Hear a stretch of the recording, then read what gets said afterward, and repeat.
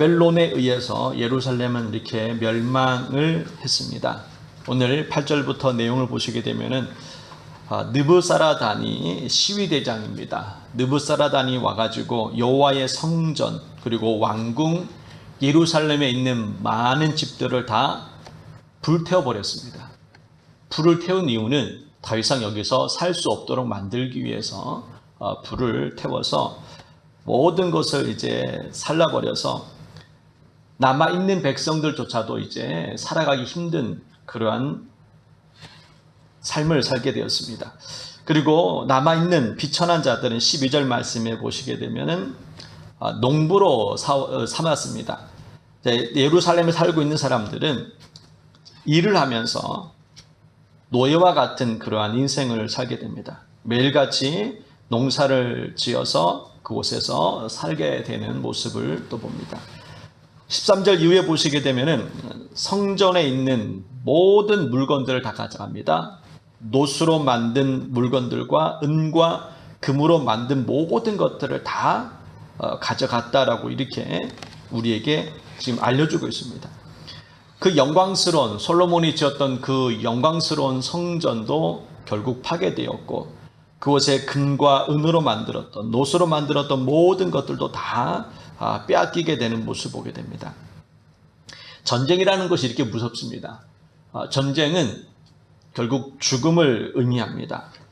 그런데 여기서 우리가 이 전쟁에 패하게 된 모든 것을 빼앗긴다라는 것을 오늘 우리에게 보여주듯이 영적 전쟁도 마찬가지입니다. 우리가 이 육신의 전쟁도 이렇게 무섭고 위험하다는 것을 우리가 알려주듯이 영적 전쟁도 이와 같이 정말 무섭다라는 것을 우리가 알아야 됩니다. 전쟁이 나면은 둘 중 하나입니다. 싸우든지 도망치든지 둘 중 하나입니다. 영적 전쟁은 도망칠 수가 없습니다. 우리가 이 땅에서 전쟁은 항복하든지 아니면 싸워서 이기든지 도망을 치면은 그나마 괜찮지만은 이 영적 전쟁에는 도망칠 수도 없고 항복하는 것 자체는 이제 패하는 겁니다. 싸우다 죽는 거랑 뭐 다를 바가 없는 거예요. 마귀는 자비라는 것이 없습니다. 결국에는 한 가지밖에 없습니다. 우리가 싸워서 이기든지 지든지 둘 중에 하나입니다. 그래서 성경은 우리에게 영적 전쟁에서 승리하기 위해서 전신갑주를 취하라 라고 얘기합니다.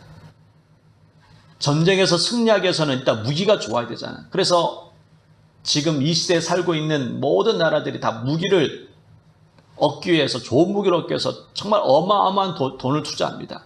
미국, 러시아, 중국, 일본, 우리나라도 마찬가지로 정말 이 무기를 사기 위해서 더 좋은 무기를 얻기 위해서 끊임없이 돈을 막 투자합니다.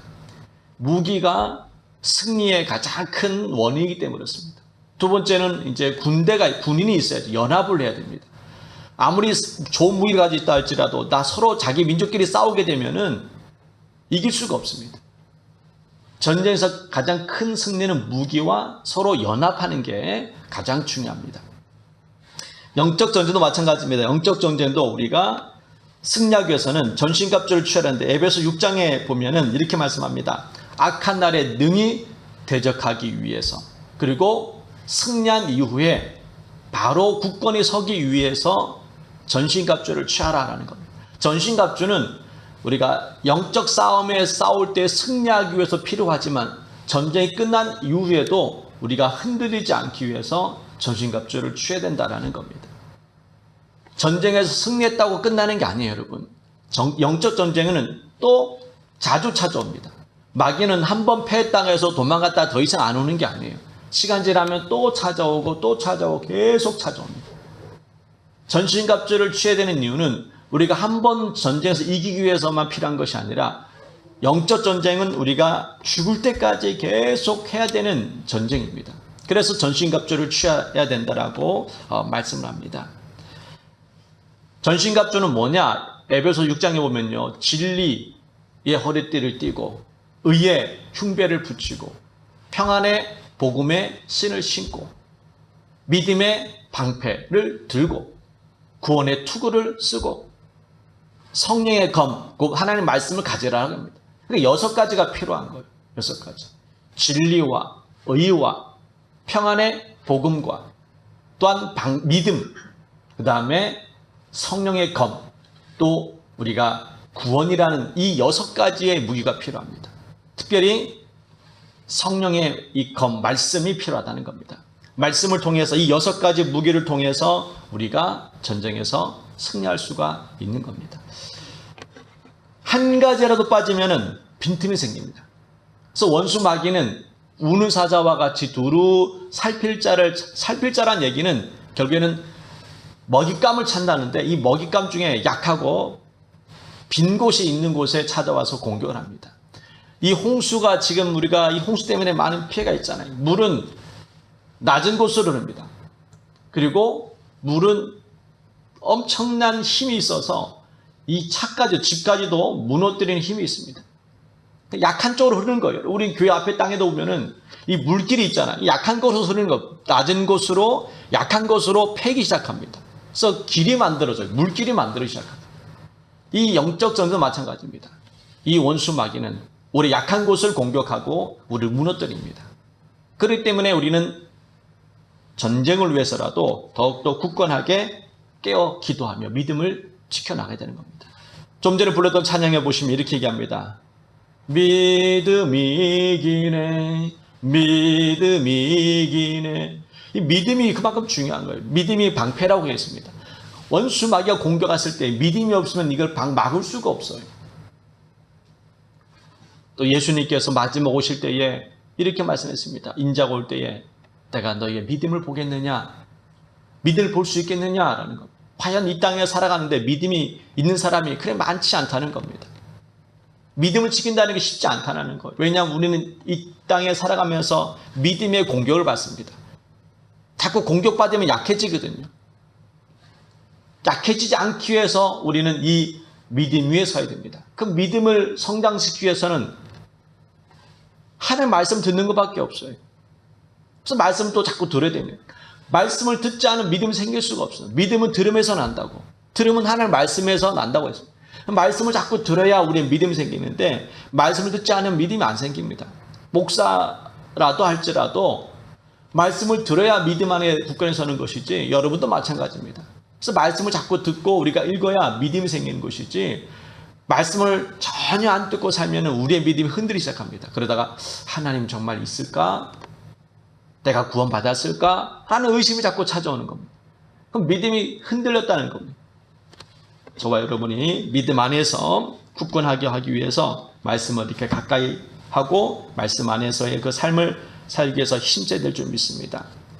그리고 18절부터 이제 21절 말씀 내용에 보게 되면은요, 싸울 만한 사람들을 또 이제 느부사라단이 죽이는 모습입니다. 일단 예루살렘을 멸망을 당했어요. 패했습니다. 그리고 느부사라단이 도시를 돌아다니면서 이제 싸울 만한 사람들을 이제 죽이는 모습을 보입니다. 왜 그러느냐?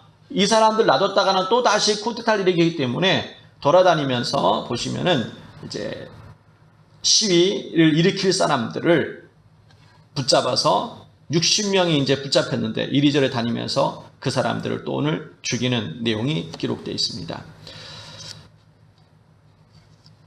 저와 여러분은 항상 주님 안에서 견고한 믿음을 가져야 됩니다. 그리고 중요한 것은 우리가 죽으면 죽으리라는 그런 마음을 가지고 싸워야 됩니다.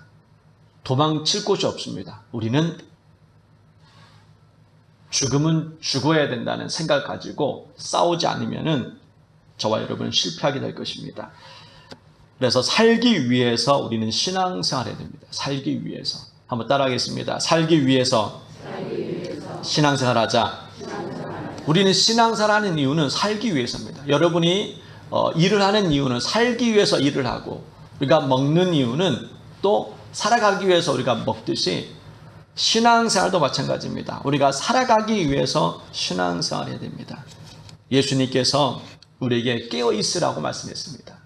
너가 살고 싶다면 깨어있으라. 우리에게 말씀하는 겁니다.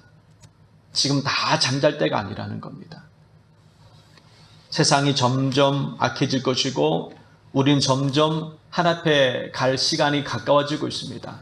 오늘 하루도 이제 시작이 되었습니다. 어제가 지나고 오늘 아침을 이제 맞이합니다. 또 내일을 또 하루를 또 맞이할 겁니다. 하루하루 살아가는 이 시간은 결국 하나님께 더 가까이 나가는 삶을 살아가는데 그 시간을 써야 되는 것이지, 내 삶을 위해서 우리가 너무나 많은 시간을 쓴다면 결국에는 그것이 우리의 영적인 부분을 약하게 만드는 겁니다. 하루를 살아갈 때 주님과 함께하는 삶을 살아가야 되는 것이고, 기도하는 그런 삶을 살아갈 때에 우리의 믿음이 더욱더 견고해지게 되는 줄 믿습니다. 예를 들면은 누가 나를 칼을 들고 죽이려고 해요. 그럼 여러분은 어떻게 됩니까? 도망을 치든지 아니면은 그 사람과 싸워야 됩니다. 그냥 가만히 있으면은 우리는 당하게 될 거예요. 살기 위해서 도망치든지 살기 위해서 그 사람과 싸워야 됩니다. 영적 싸움이 바로 그런 겁니다.